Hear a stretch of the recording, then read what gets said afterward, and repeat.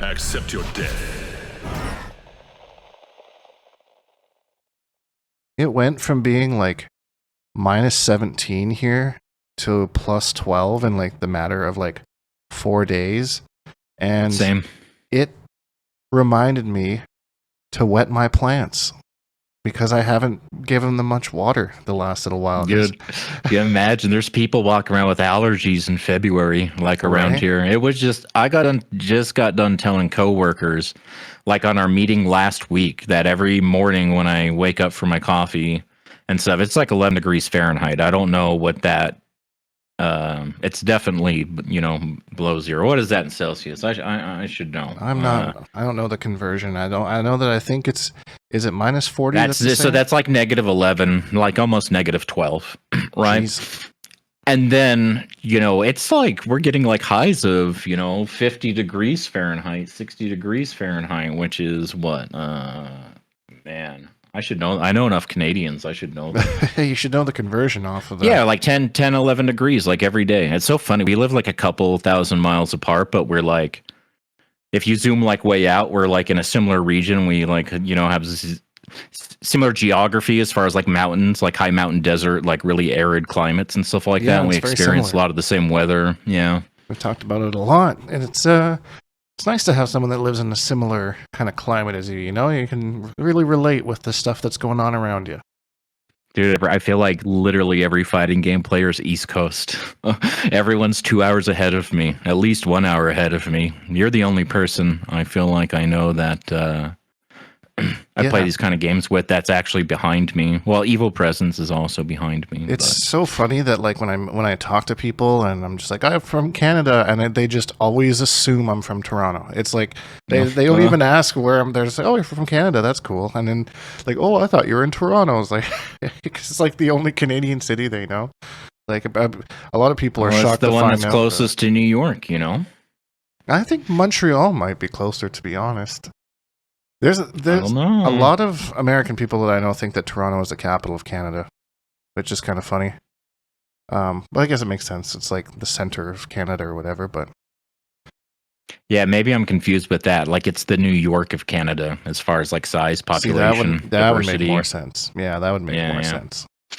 Yeah. But you know what also makes sense is the comments that y'all leave us every single week. So we're going to get into that. Does make sense. That makes a lot of sense. That makes sense that we're doing it right after your weekly anecdote. Who would have guessed, right? If you listened to us before, tied together with that smooth as butter transition. Hey, not my best work, but we're working on it. So we'll leave it to the judges. Yeah, you can let us know in the comments if it was particularly good / bad. First comment here, Elusives. What's your favorite Shujinko steal? For me, it's easily Crom's curse and how your character gets Conan's broadsword and swings at the demon. That's a good one. That is a good one. I will say, I like. Are we talking about like as far as it's my favorite to like hit somebody with, or it's just my favorite to look at? I'm kind of thinking it means aesthetically, like to look at. Okay. Because if I think if I had to pick one, it would be the Ermac lift. When Shujinko's like holding the character up by the feet. I was going to say, this is hard. I think it's hard to pick just one. I think really that let's quickly rattle off a top 5 because Peacemaker's helmet is definitely one. The Ermac one you mentioned, the Conan one. Johnny Cage. When he comes out with the shades.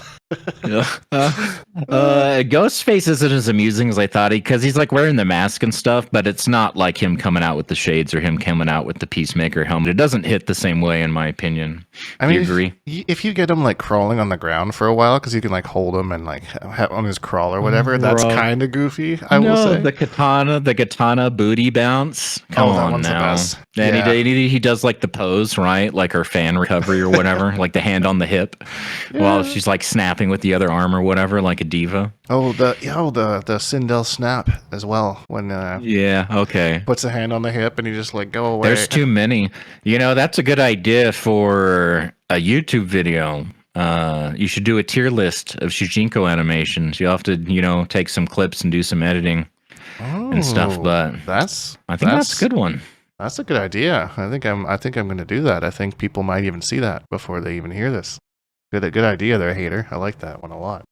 Well, thank you to the commenter. True. Group effort. We all contributed something. Those are the best times. Second comment here, Burrito Voorhees. For Injustice 3, my biggest wish would be to have Injustice 1 dash speed with Injustice 2 walk speed. I think Injustice 2 is mostly a watered-down Injustice 1, especially noticeable with most of the legacy characters. Interactables and air escape should be scrapped too. I hate interactables, especially the dive kick. Timer should be a lot lower as well. I agree with most of this stuff, actually. I don't really remember what the walk speeds were like in Injustice 1. I haven't played that game in a very long time. Was it fast or was it slow? Like, did it make you more committal to dashes for like big movement, or was it just because you moved around fast? I didn't play that a lot, not seriously anyway. It's been a long time since I've touched that game. I remember, I don't know if it's just maybe the stages are different sizes, but I remember zoning wasn't as much of a thing, and didn't feel like you were chasing people around the map as much as Injustice 2 did. But I don't know if that was the map size or the interactables or what. The stages were way too long in Injustice 2. I was playing with my nephew who's been playing MKX 12, right? Right. So I did a share play with him. I don't have it installed, and so he asked me to share play and play with him that way. And I was like, man, it feels so weird to play Mortal Kombat without being able to dash cancel. And I was like, I don't know. I don't have that problem in other games like where you can't, but that's the first thing I'm reminded of, like when we go back to Injustice 2 every like once in a while. Well, what would you think about that? Committal dash movement? I like the way that it works in or MK1. dash cancels. Yeah, I like the way it it feels works in good. MK1 and MK9 It feels too. nice. Yeah. More fluid. More like how it should be, you know? Plus, I just plenty don't... of other games work that way. I don't like having a run button. I think the run button's stupid. Just like screw neutral, you know? It's dumb. I don't personally like it. I think being able to dash cancel negates the use of a run button. Maybe I would agree. Maybe not for combos, but for neutral. Yeah, that's where I would want it. Wave dashing and all that is the neutral. I like playing a good neutral game. I don't like it when you just run in and start mixing. You know, not my jam. But to each their own. Says the man who said on Twitter earlier this week that armor portal shouldn't cost a bar. I did say that. I love neutral. I love neutral. I love neutral. Just when I have perma armor. I love neutral when I have perma armor. Yeah, me too. Throw my armor on and just run on in. You know. Or Skydrop. That's the big one. Oh armor yeah, portal, that's Skydrop. the tech, right? That is the easiest damage Quan Chi will ever get in any matchup ever against anyone. It's about as useful as Skydrop will ever be, let me tell you. I mean, that's true. Other than that, I never use the move outside of maybe... and if you do happen to get some momentum against Quan, if you have any sort of empathy, you start to feel bad for him, you know? He gets into some situations that are not easy to get out of, not with those buttons, right? Like... he's a step down from having like those shitty stubby down ones like Tanya and Geras. Yeah, he's got a nice down 4 just because of the range. But I mean, other than that, you know, you rush him down. I just feel like so much of turn taking in this game revolves around like hit confirming a poke and then using that hit advantage to do what you're gonna do, and that's why having a down one that whiffs because it's stubby sucks to have, and that's why having a down one that's 9 frames it's gotta be rough. But also fuck Quan, man, he makes me so mad. He makes a lot of people salty. Yeah, especially if you can get like some good rhythms going and you always have an armor portal on screen. It's like, what am I supposed to do? We have a very good Quan Chi tremor in our Discord that like every like meter is prioritized for that EX portal, and with tremor cameos and Skydrop and standing 4 and all that other stuff, it's like, okay, I take back everything I said about feeling bad for that character. Fuck him, right? Like, are you talking about hero play shoutouts? Yeah, shoutouts. Yeah, he like super solid Quan, and really, really good. It's really oppressive. He 10-0'd my Sector Motaro on the first time I wanted to play that team. Dude, he fucks me up every time we play. Like, it's not even close. He's so good, man. Just his game. But I walk away with stuff to lab. Like every time. Those are good people to play against, right? Yeah, the ones that make you think. If you're the smartest person in the room, you're in the wrong room, you know? I've never heard that one before, but I like it. I tend to try and hang out in those rooms where I'm the... I heard that recently. I like it. I'm stealing it. I'm All right. All right, last comment here. GameSpot Light TV Live. Madam Bo is our new cameo. Wow. So that's big news that we got this week. And we're going to get into that. But I feel like we should just kind of recap the Pro Komp, because last week we hadn't finished it by the time we recorded our podcast. But this week... All right. The B pools out of the 4 pools, they were halfway through the second pools when we had to start recording. Yeah. So now that the dust has settled on the event, and Sonic Fox took it with so kind of got the discussion on Sindel up again, because I ended up going with Sindel and Lau for that disgusting mix, which is like a day one team. Like, that team just hasn't changed from like the original launch of the game. It was... Yeah, I noticed some dialogue between he and Foxy on Twitter, because Foxy was like, okay, so clearly Sindel's got to be better than Havoc, right? Like, that is a bad matchup for Havoc. And Sonic was like, LOL, it's not a bad match, or it's not a good matchup for Sindel. And his thing was like, well, it's not Sindel so much as the combination of Sindel and Lau. Something about that he saw was like really shutting that down, which is just feeding into, you know, who's the best character in the game, which I've been more than like, okay, Sonic won, okay, like a, you know, big surprise there. I feel like, so I have a question for you, because this is the kind of narrative I've been hearing since then. Because was it Nicolas or Scorpion Prox that was playing Takeda?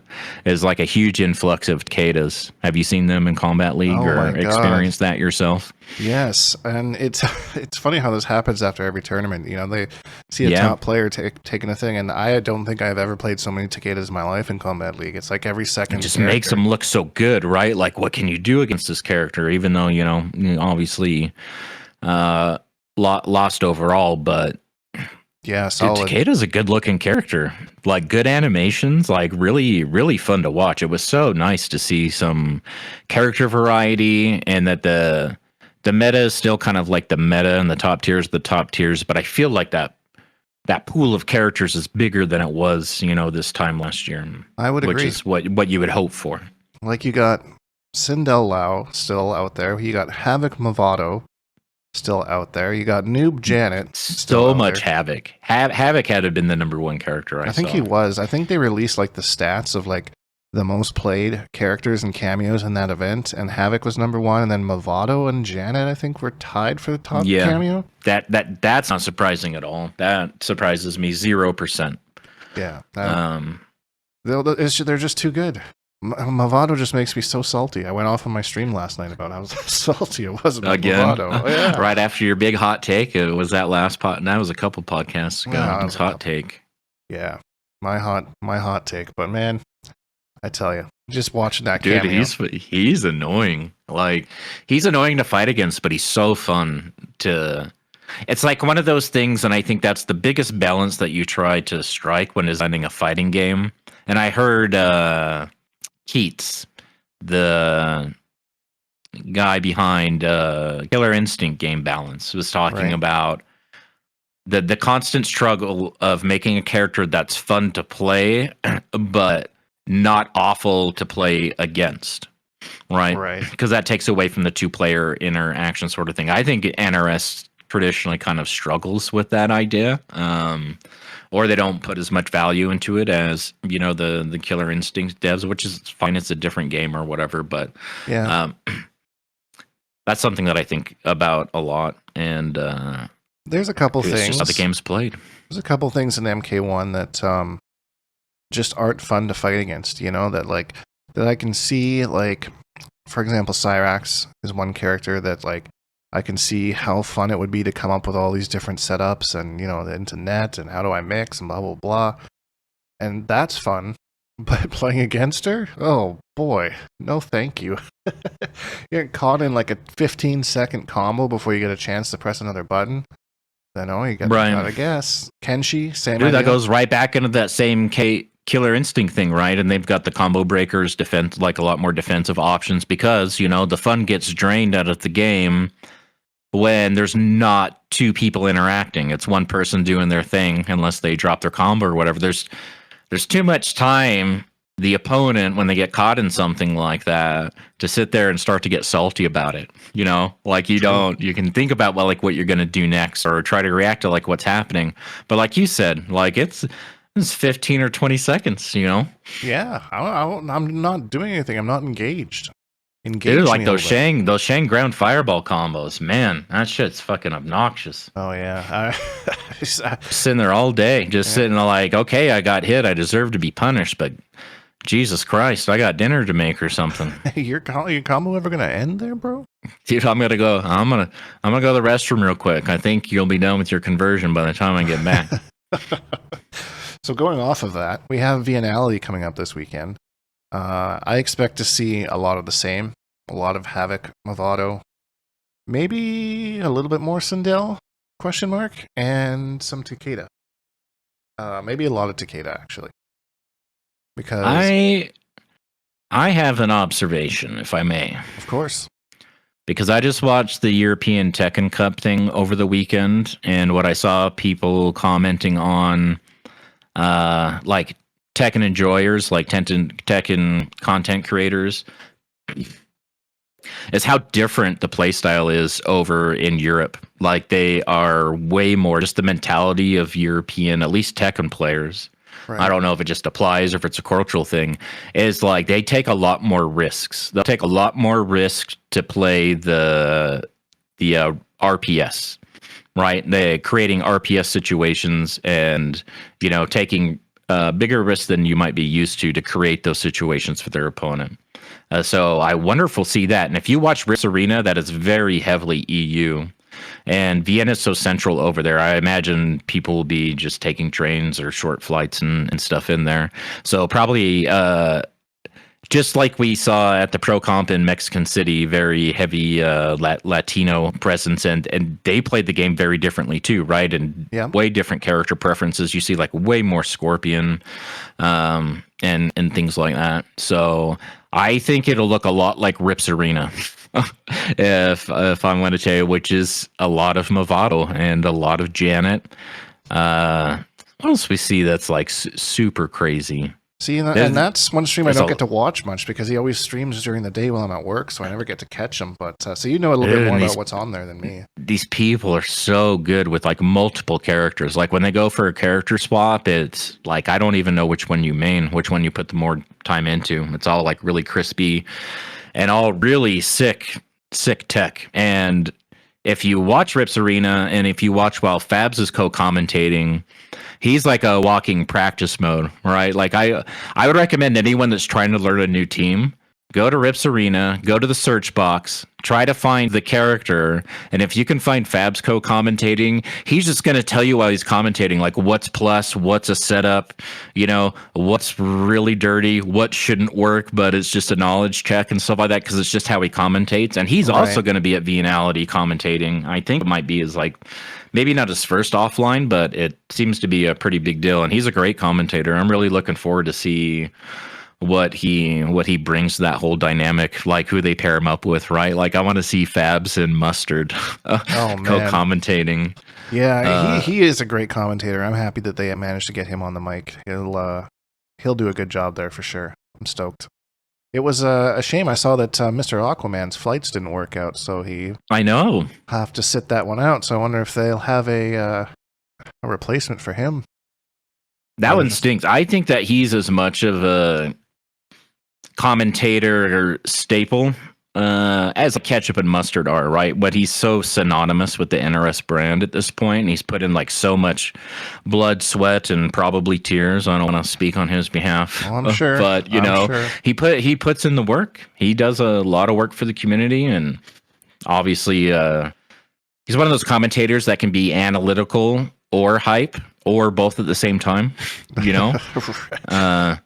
So I've got a funny story about that, actually. I was watching the Coliseum finals, and Mr. Aquaman is talking about Havoc's sweep, and he was asking Tento. He was like, How negative is sweep? And Tento's like -6. He's like, is it really -6? He's like, I don't know. I have no idea. And he's like, I thought you should know this. You're a commentator. So I put it in the chat, and I put in it's -5. And Tento's like, oh, Dink says it's -5. I was pretty close. And I was like, why you believe in me? I'm not even a commentator. They both started cracking up. They're like, oh, they pulled the Uno reverse card. But That's pretty funny. It was just funny, Tento. Like, oh, why you believe in me? Your commentator's supposed to know your shit. He's just throwing it out there. It's funny. Anyway, sorry to derail the conversation there a little bit, but yeah. So Viennality is going to be good. We're recording this before anything has started, even if you release it like later. Yeah. The regularly scheduled time, but we haven't seen anything yet. We haven't seen anything. I agree with you though that the cultures are different. Generally, Europe brings a different type of play style, and then it's going to be sweaty.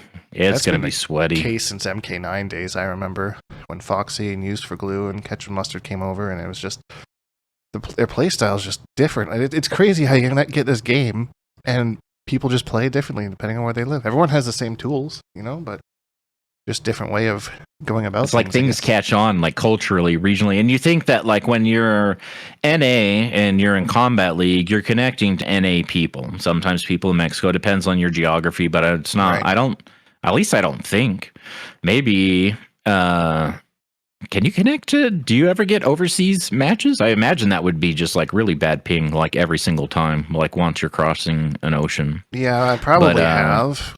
But like if I see like 200 ping, I'm not accepting that. I'm just I think the way that matchmaking works, you're used to playing people around you, whether it's deciding for you or not, the way that the whatever games matchmaking works. And so it turns into, you get these like really localized ways of like that's why it's so cool to see the like this pro competition that happened this last weekend, to get a chance to see not just who people are going to bring to the table, but how they're just playing the game. Like overall, one big thing I noticed, to go back to the pro competition real quick, is a lot of down 2 cancels. Yes, I definitely noticed that.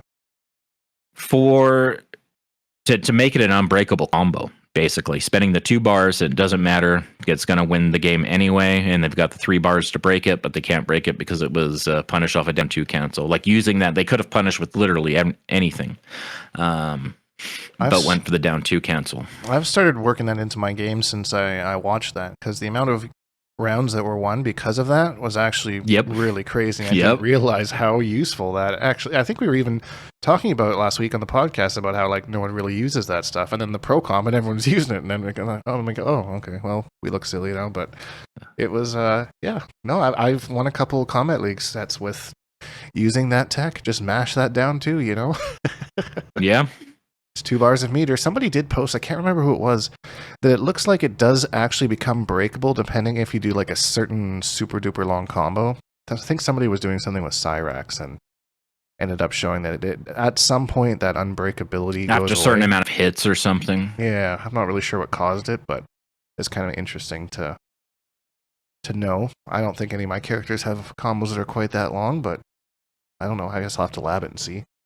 It's easy enough to lab. I just set the AI to throw, just duck it down 2. Right.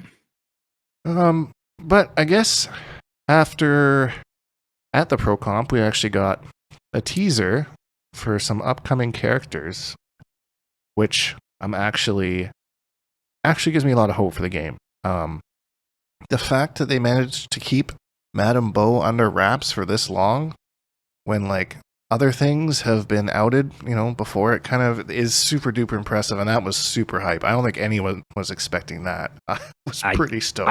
I think it's hype, but not to be cynical. I don't mean to sound cynical, but it does feel like a little bit of a consolation prize, with all the other stuff, and like kind of people are like, okay, so what's happening? And obviously, like more, WB news this week about them basically following through, which we already knew was going to happen, right? Like a few months ago, that information dropped that they were only going to focus on a few IPs, so they started shutting down a lot of studios. So maybe they were trying to get ahead of that news, but I don't know. But it definitely felt like, this is something we've had in our back pocket, and now's the time to use it, not like something that was, part of the long game sort of thing. But I think people are way more hyped for her than they are for T1000. I certainly am, that's for sure. Oh, dude, she feels like a twofer. We got a twofer because we've been kind of like half seriously memeing about Blanche being a playable character, and she kind of like fits the same motif. As Blanche from MKX, who had she was an interactable that had a brutality. It was so sick. Just one of the best little things in MKX. That was such nice a nice little touch. touches. Yeah, that was such a nice little thing they put in there. But I do agree with you. It kind of looks like we only saw her do one move, I think, which looks like Boraicho's monkey flips. And her name is Madame Bo. We talked about that when the game first came out. They revealed her, right? Like, oh, she's got to be a take on Boraicho, who was the trainer or whatever before, right? For Kung Lao and... Yep. And Liu Kang, or I guess in this case, it's Kung Lao and Raiden. So yeah, definitely a take on that character, which I think was super cool. I liked her personality. They kind of encapsulated things that make Boraicho a character, and her... I think they're not going to make her fart. There's no way. I think they're like the puking and stuff like that. We already saw, what do they call them? The monkey flips or whatever. She'll have some drunken master type stuff. I expect her to, instead of the fart cloud that Boraicho does, to have a smoke cloud, because we saw her light up. Oh, because she smokes that cigarette. Yeah, she'll come. Which is actually part of her render, so definitely like part of her character design. Yeah, they definitely want her to be, black lung grandma, So that's that'll one whoop move. your ass. That's one move that I'm pretty sure she'll have. It'll be like a lingering smoke cloud that she'll have. And outside of that, I don't really know what else she would do. I can't see her just having those two moves, but we'll see. Does she have a walking stick? I don't remember. I don't think she does. Hold on. We should look. Because that would obviously be some like more Boraicho stuff with his cane. Yeah, Boraicho had that cane. That cane was super annoying. Those mix-ups were so dumb. That character was... If I couldn't zone that character out, I'd be a lot saltier at it. But we'll see. So she's cool, I guess. And then we got to see... She doesn't have a walking stick. She doesn't. I've imagined it. Yeah. It's my brain filling in. She must be old, she's old. She's so she old, must so she must have a walking stick. I don't think Blanche had one either, if I'm being honest. But no, I don't think that's relevant. She was just standing there minding her own business. Yeah, with her little tiger or whatever that was next to her, and then someone just picks her up and tosses her across the map. That was funny. I remember the requirement for her brutality too was that you had to like use 3 different interactables and then end the match with her. Was it 3? Yeah, 3 other ones, and then she had to be. By the time she couldn't be the 3rd, right? You had to use 3 and at least then, 3, and then throw her, and then you got the brutality, and it was similar to Cassie Cage's brutality. It might have even been the same animation for all I know. But she just sits on you and punches your face in until you die. Yeah. But from there, T1000. A little bit of a look at him. Kind of what we expected, right? Him turns his arms into blades. Actually turns them into hook swords at one point in time. Right. And like that looks... I was going to say something because we're going to talk about this in a minute because you watched the movies, right? I did. Because I started watching Terminator 2 again. So we'll talk about that like a minute. So I already, as I was like rewatching that, I was like, oh...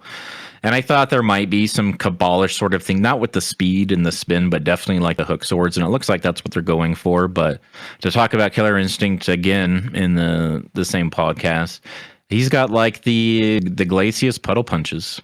I don't know if you're familiar with Killer Instinct, but I'm not that familiar with it. They have a big ice character with very big buttons. That's what he does, turns into a puddle. Goes into the water and comes up with a punch. Definitely looks like an homage to him for sure. And definitely feeds into the liquid alloy thing that, he's composed of.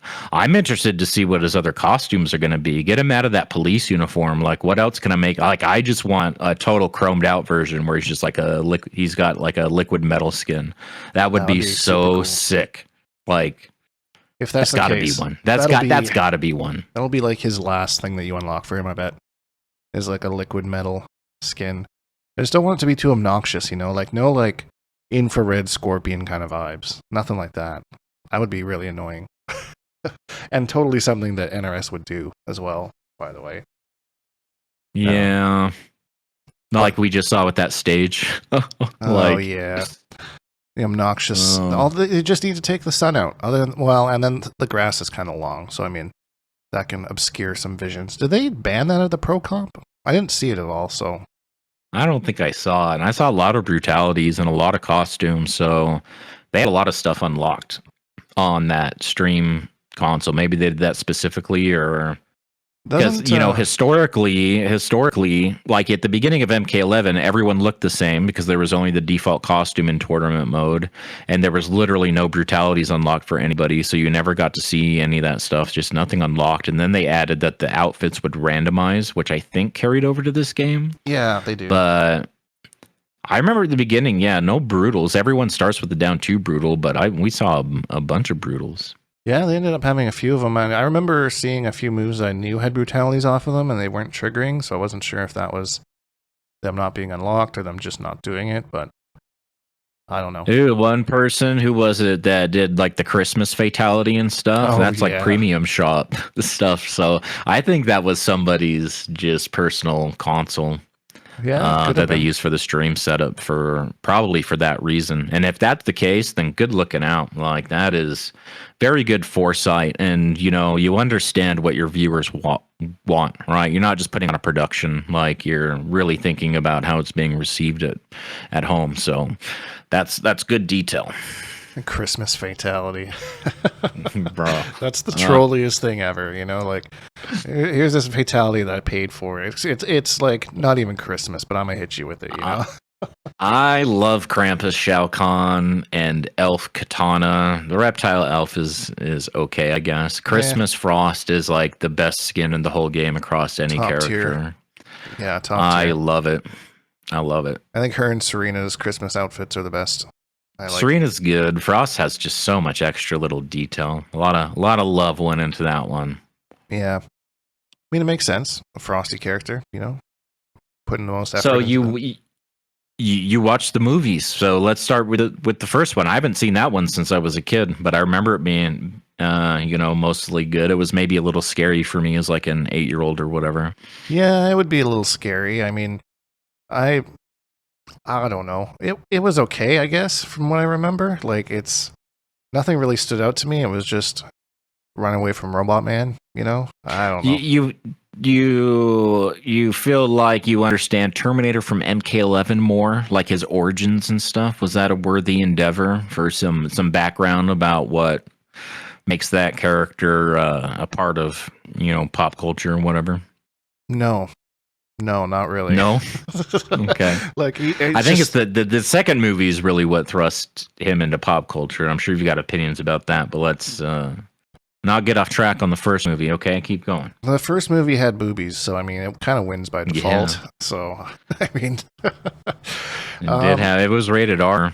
It was, and I kind of got what you mean when you said it was more of like a horror movie than an action movie. Like it's it was meant to be scary, like more like stalking you down. Not like summer blockbuster, but like kind of fucked up dark 80s action / suspense / horror.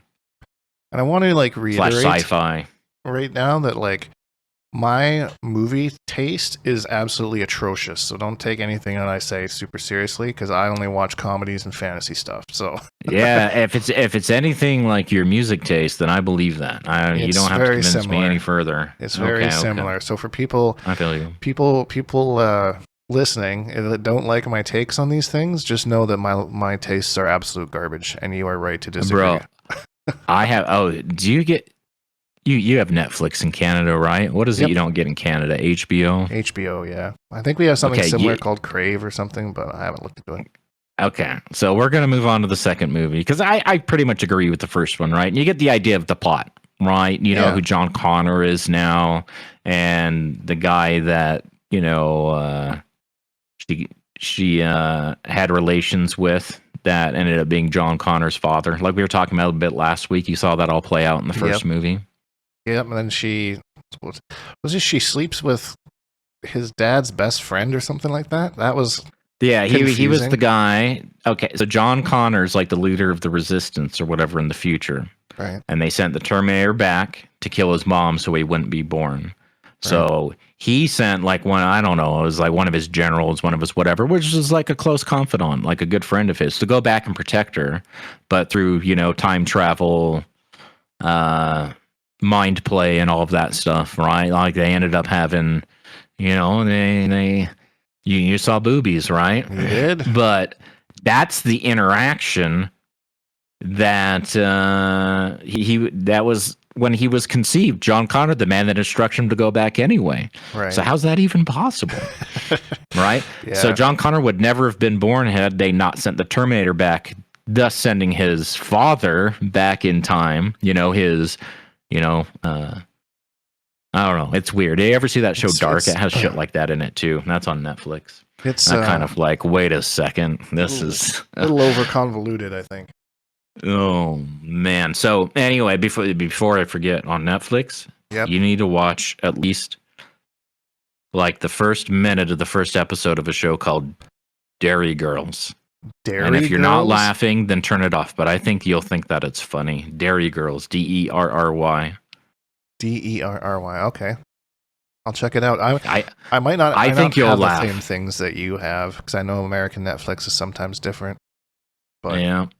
I'll check it out anyways, and we'll see. You know my sense of humor. You know what I like, so I'll trust you on that. I think you'll laugh, but we'll talk about it. We'll follow up. So yeah, first one. Terminator 2. This movie was very, very confusing for me because they do a terrible job of explaining, to me as a casual viewer that doesn't like deep dove on the lore or anything, like why Arnold Schwarzenegger's character is all of a sudden a good guy. Like all of a sudden he's protecting him. It's like I looked away for a second and I'm like, what's happening? We spent the whole first movie running away from this guy with these ominous like stalking scenes and stuff, and now he's helping us. Like, and then there's like one voice line where he's like, I was reprogrammed. They set it up very. They set that up very intentionally, right? Like the first time that he sees John Connor, he's coming in to save the day, sort of thing. It looks like he's actually chasing him. John Connor starts running from him and stuff, and it's like, oh, surprise, I'm here to protect you. As if like pretend the marketing, like say that movie was about to come out and all the marketing for a movie that big, right? And say that hadn't ruined the plot for you.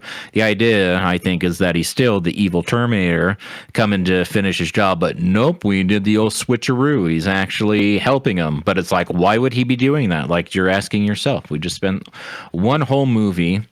You know who directed that movie, Terminator 2 and Terminator 1? Was it Spielberg? James Cameron. Oh, really? Yeah. That makes sense. That makes sense now that you say that. That's So, but then they did it again with his mom, right at the hospital. I was like, okay, you're doing this. When I was rewatching, I was like, okay, you're doing this twice in like 20 minutes. I don't think it's going to hit the same way the second time. Like, I think they had to choose one of those things and then go with it. But I'm no film. Like, he's a fucking billionaire or whatever. What do I know? Right. But just kind of going back to it, I didn't think that it really held up. There was that one line that you were saying, right, where he's like, oh yeah, I'm from the future. He reprogrammed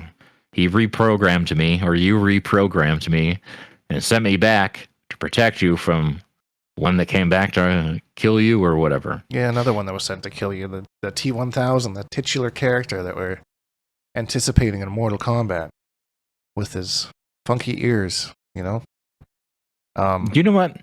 That scene is about when I was like, okay, yeah, I'm not going to finish this. When I start doom scrolling on my phone and it's just on in the background was like that scene. Edward Furlong drives me nuts. The kid is, not the most solid. Not the most solid acting, performance. And his friend, the ginger kid with the mullet or whatever, what a sign of the times, right? The movie came out like 1991. What a sign of the times. That's so funny. But he starts screaming, get away from me, get away from me. He's like, no, I'm here to protect you. I was reprogrammed, blah, blah, blah, blah, blah, blah, blah. While the two guys are like, wait, that that big Austrian man is trying to beat up that little kid. So they come over to help him, but by the time they made it over there, which was like 5 fucking minutes, Jesus, and they were just like right there, right? So they decided to walk over there eventually. But that's when he explained the whole thing. Like, no, I'm on your side. I'll actually do anything you say. I'm programmed to do so. And he's like, hey kid, you need some help? And he's like, fuck him up, Terminator. Like, you have to do what I say. And I was like, bro, this is, man, what a little shithead. But yeah, he kind of ruined the movie for me. I didn't really like him at all. Like, I don't know if it was just his acting style or just the fact that this kid's in charge of the Terminator. It's just, I don't know. That really annoyed me. The order of power. Like, I don't want to cheer for that kid.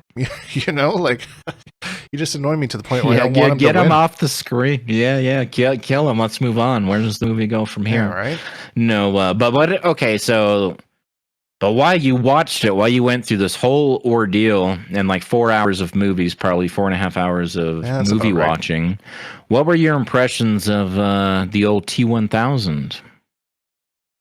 Let's take him out of the movie, right? Not what he played in the movie, but like his design, what he looks like. I guess, you know, kind of like how he was in the movie. His role as like the antagonist, like what he brought to the tone of the film. Yeah, he didn't do it for me. Generic villain. I mean, the whole liquid metal thing's kind of cool, I guess, but like no personality. He's just trying to run, find this kid and kill him. That's his whole shtick. I think my favorite part was when he was like disguised as a security guard, and then he like holds his finger in front of his head. I forgot about that stuff. Yeah, I would just turn his, and it looks like we saw in the teaser, right? That was like part of an intro or mid-round taunt or something. Yeah. Didn't he do an eye poke sort of thing, or is definitely and just given the big long finger? Bro, that scene in the kitchen where he killed I mean, spoiler alert, the movie's like fucking 30 whatever years old. But dude with the milk carton and the liquid metal blade arm. Right. I was like, that's pretty dark. I don't remember it being so dark for like a PG-13. That had a lot of F-bombs. I think the standards are different. Like, you would think things get a little bit more loosened up as time goes on, but I don't imagine that same movie getting a PG-13 rating these days. No, I don't think so either. I think I would agree with you. It's probably in the R-rated nowadays. Yeah, man, I would expect things to have gone the other direction, you know? Yeah. Yeah. I don't know. I'm just as baffled as you are. Dude, especially how the rest of the world works, right? I watch like shows that are on the BBC and they're saying cock and shit and, you know, like whatever, that Dairy Girl show that I like told you about. Yeah. Like the kind of shit that they can just say or show. So different. So I'll say, I don't know how Canada is, but here in the US, you know, we got a nanny telling us what to watch on television and stuff. Yeah, it's pretty PG up here as well. But I don't know. Fucking Canada, man. Behind the times. Get Trudeau out of there. Right? It's his fault. No. I don't know what's going on. I'm not caught up on my Canadian politics. Terminator 2 sucked because of Trudeau. That's what a lot of people will say. All right. I heard that somewhere. All in all, I'll say that watching the movie did not make me any more hype for the character. I will say it actually maybe made me less hype because I thought he had this super cool personality and backstory and all that kind of stuff, and I got nothing out of the movie. He's now you mentioned that you were confused about the blades, the Cabal thing, but I almost went to the Discord as I was rewatching it, but I stopped typing it because I thought it was going to be like too obvious. I was like, man, I could see some Cabal hook sword things going on from that when he was trying to pry them out of the elevator. I was like, oh yeah, I totally forgot about that, and it's like, that does look like, you know, because he was using them like hook swords and stuff too. Yeah, that's true. So that seems very, very obvious now. I didn't even put that together. That was like, I mean, obviously now that I think about it, yeah, you know, those are like hook swords, but I didn't even think about it till you just said it. Yeah, no, that makes sense because I mentioned and I asked if I missed something about the hook swords in the movie, and one person said, "Yeah, you did." And I was like, "Really? I really feel like I wouldn't miss that." But you're right, I did clearly. So. You missed it. the fatality. I saw a clip of Eris on YouTube watching it, like he's just watching it on stream, going through it, and he's like, "Man, why does this character have to be in a game I don't like?" He was super hyped about the whole thing and like the fatality with the truck driving off the bridge and stuff like that. The way, just like the movie, right? The way he pushes out the windshield, and then they kind of start remixing the movie and mashing things up together, but. I definitely saw some hype about him. I would say I'm not more hyped, than I was when we last talked about it, but equal hype. I'm excited to try him. I'm excited. That whole liquid metal going into the ground thing. If that's going to be like what I would expect from NRS, is that's just going to be like something. If you commit to that on block, then you're just going to be like -17. But is that something? Does he navigate neutral that way? Is that something like any? I sure hope not. Right. And how evasive is it going to be? Right? Are we talking about like Ethereal Melina, or are we talking about Adam, or is it just going to be like something completely reactable and it looks cool, but there's no like real tech, locked behind it? Yeah, I don't know. It could go either way. It could be like super duper awesome, or just like aesthetically pleasing, but not really good to use. They do that every once in a while. NRS is really good at that. They're pretty unpredictable with their move sets for DLC. I feel like they're always creative. Almost always. I feel like, because we've talked about like dry characters on the roster, right? I feel like that's just the consequence of like workload and timelines and stuff. Right. Because like when they have breathing room and stuff, they knock it out of the park. Like 100%. You can tell, I feel like, which characters were like, maybe during crunch time, even if they've gone back to them to try to bring them up to speed, because you can't have every character perfect, right? But like Injustice 2, how many different archetypes and play styles and stuff that game have? Like, left to their own devices, and the time, you use the time that you have, and when that, when they can like really flesh stuff out, man, they do a super good job. Injustice 2 felt like the tippity top of that. Like, they had all the time to work on all the characters. They knocked it out of the park with, I think, every single character in that game. It's like, how do they even think about some of that stuff? So some of it's like obviously inspired by other things that have happened in fighting games, but there's definitely things where I'm just like, I would have never thought to like, this would be cool in a fighting game. I'm trying to think of a good example of something I saw like in Injustice that I haven't seen across other fighting games. I'm not prepared for the question, but I don't know. That's cool. Even like, that's the first time that I saw something like Enchantress's little glow thing, right? Where it takes meter instead of her health bar. That's the first time I've seen something like that. That was Dude, she's cool. Full of it. She has like a dozen things like that, I feel like. And then you take the philosophy of that and apply it across the roster for the most part. And there's just so many characters that you don't feel like, why would I feel like a sentiment that's kind of around MK1. It definitely was in MK11. It's like, why would I play that when I can basically do that and then a little bit more if I played this character that's stronger, right? There wasn't a lot of distinction between like game plans and win conditions and things like that. I mean, there was some obviously, but it was pretty homogenized for the most part. Yeah, I would agree with you for sure, and I would agree that it is a little bit in MK1 as well, with both cameos and characters. It's kind of that, why would I play this when I can do this kind of idea. Yeah. And I think a lot of that's the consequence of the cameo system, right? Since people can use the same thing, or that one cameo. Like, we've talked about Janet Movado a couple times already, but really good examples of just, like what Serena was for week one, like literally just will add to any character. Yep, very true. Very true. Speaking of characters, though, last thing we wanted to go over today was this little meme that I shared in the Discord earlier. I'll put it up on the screen for anyone who's listening. It's kind of like a tier list if you think about it, right? Let's think about it like a tier list. It is kind of like a tier list. You're right. So this is food mascots and whether or not I'd be able to kick their ass. I love this guy's logic. I see a lot of myself in him. I agree.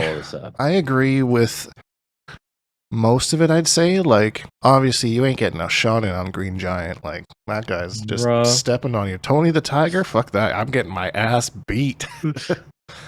The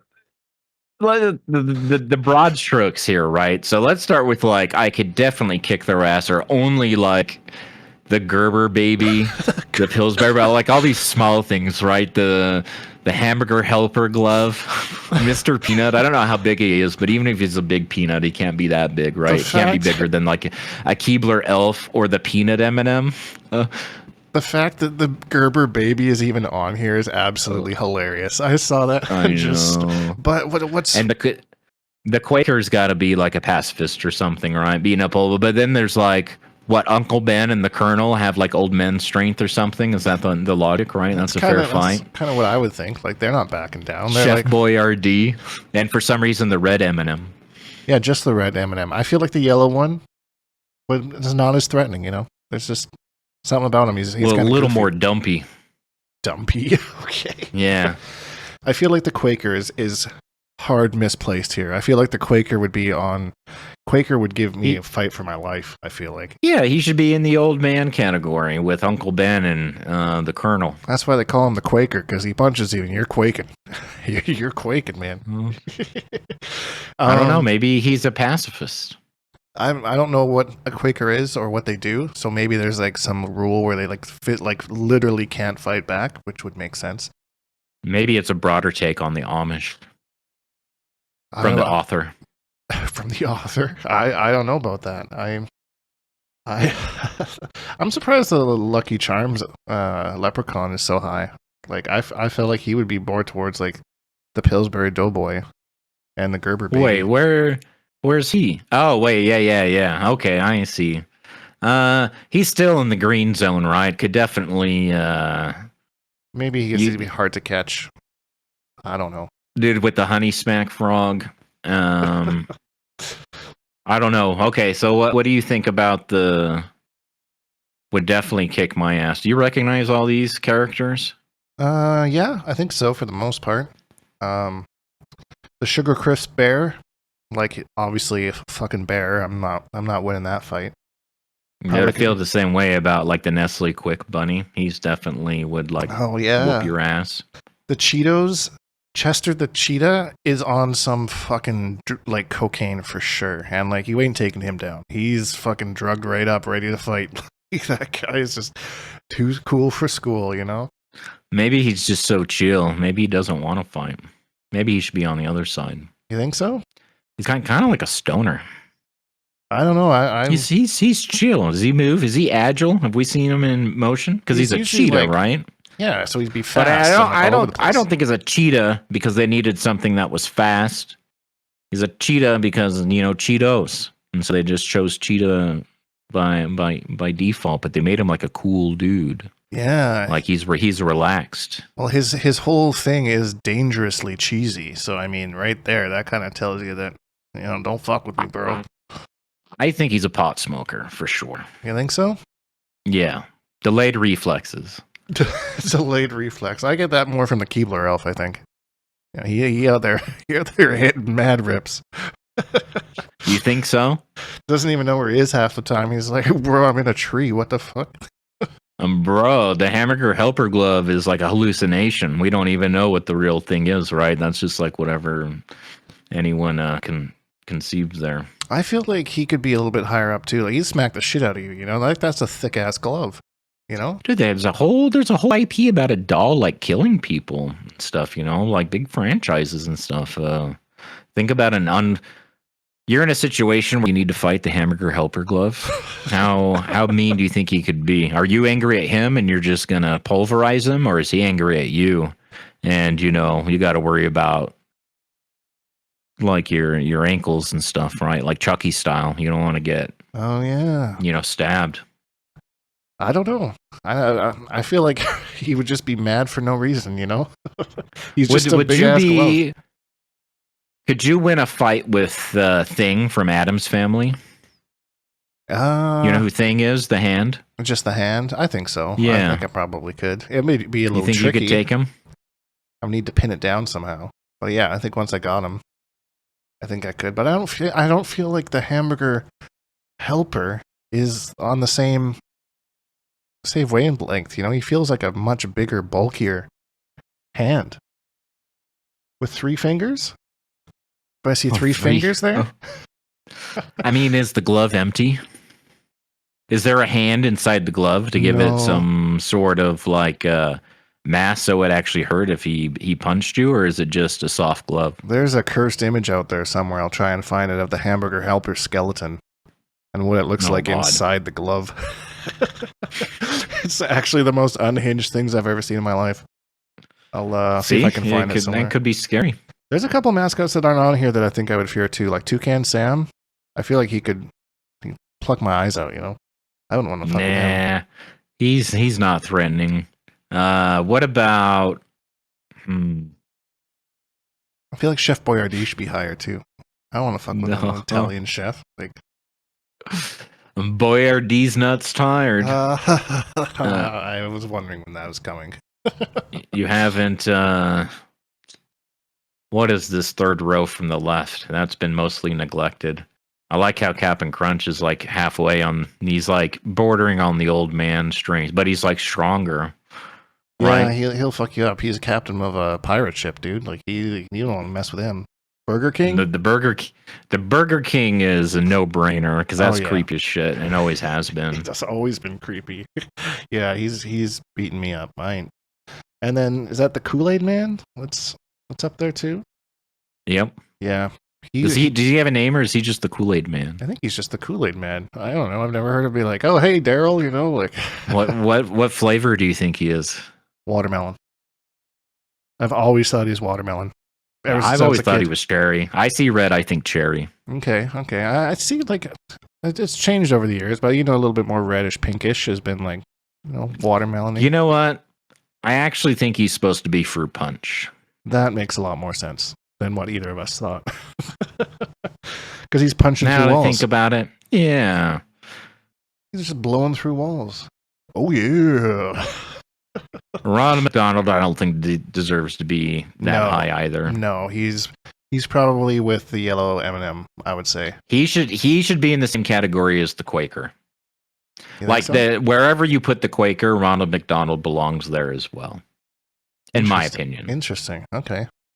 I'm not sure I would agree with that, but that's an interesting take. I still think the Quaker is really underrated, but someone's going to post a comment. So you think you would put Quaker above Ronald McDonald? I would put him with probably the Burger King. Maybe with... You'd put the Quaker with the Burger King? Yeah, I think so. I think you're crazy. I think that guy could kick your ass, you know? He's got some old man strength. What do Quakers do all day? I don't know what they do all day. Quake? and Tremor players, they flash parry. Yeah, see? I want to fight an old man with a flash parry. That's terrifying. Fighting the Quakers like fighting MKX Tremor. Oh my God. Aftershock Tremor. Aftershock. Wait. No. That's not Crystalline. Crystalline's the... I mean, they're all strong, right? Well, maybe Metallic is probably, you say Metallic's probably the weakest. Probably the weakest of the three, yeah. I feel like I see, when people aren't doing the Crystalline thing, definitely Aftershock.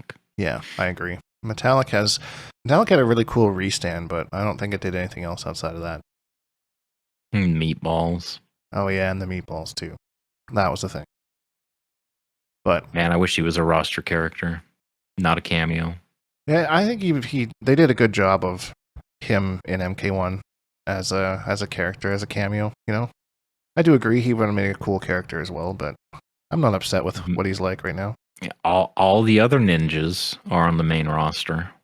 Is he not a ninja? I don't know. I thought he was in the ninja category with the brown. His color was brown. He's the brown tabard ninja. Brown ninja? I guess maybe he's the only one that's not in the roster. Oh no, because he's Black Dragon. Black Dragon. He's not a ninja if he's in the Black Dragon, is he? No. Or is he? I don't think they We need a lore master. Yeah, someone let us know in the chat. We need 16-bit stat. We need a lore minute. We need a lore minute, yeah. about where Tremor falls on the hierarchy of ninja-dom or not.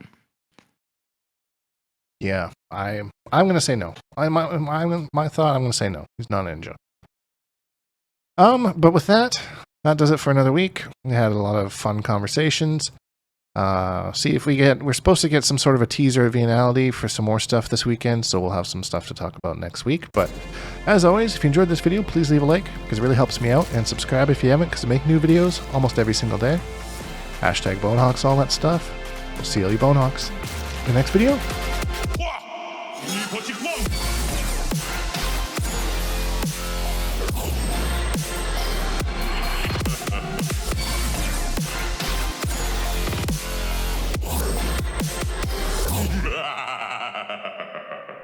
Accept your death.